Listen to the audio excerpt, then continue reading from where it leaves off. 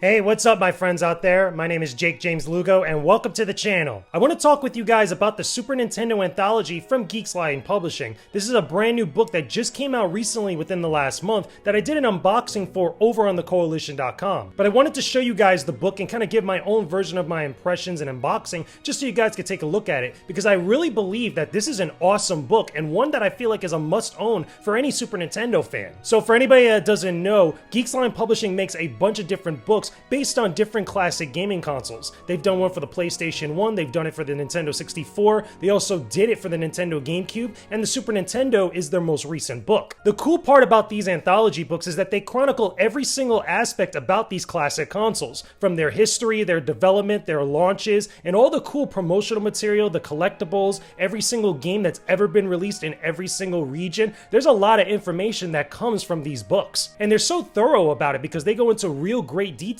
not just about the technical aspect of stuff, but also even about the history about certain games, the way that they were developed, and some of the reactions and the reception from both the gaming media and people that were buying games at the time back then. I really enjoy having these types of coffee table books because they're great to display in your households, but they're also really cool because every time I feel like I go through one of them, I'm always coming out with some sort of info or trivia that I didn't really know about before, especially about some of my favorite consoles that I've played throughout the years. Now, my absolute favorite aspect about these books, and in particular the Super Nintendo Anthology specifically, is the promotional material, all the ads and stuff that was printed in magazines, that were shown in train stations and bus stations, and all the other cool collectibles and stuff that were released in other territories not here in the United States. This is a bunch of stuff I've never really seen before. It not only makes me heavily nostalgic for that time back then, but also really makes me appreciate all the great stuff that people were enjoying with this console in particular, and that's something I really love about all the Geeks-Line Publishing books. I've talked about these books in the past here on this channel, and I've always go back to this same type of thing. I love this aspect of the books, but I just love how thorough they are. There just seems like there was so much research and so much stuff that was pulled from all these different sources in order to make the most complete and the most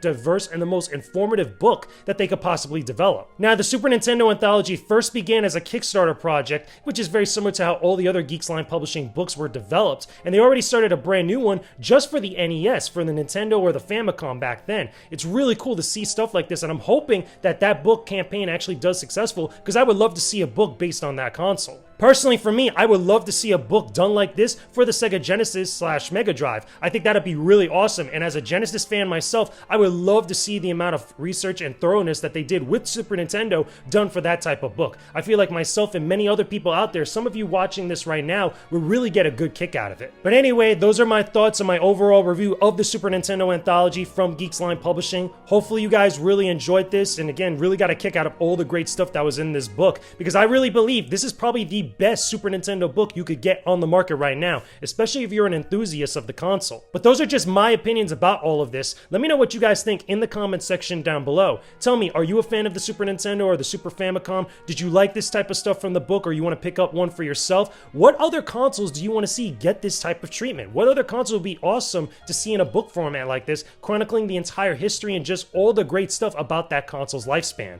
Put all that stuff down below in the comment section. Thanks for watching this video, everyone. Make sure you guys check out some of these other videos in the boxes after the credits, and don't forget to visit my Patreon page via the annotations for more exclusive content. And don't forget to subscribe to the channel as well. Peace out, and stay epic, everybody.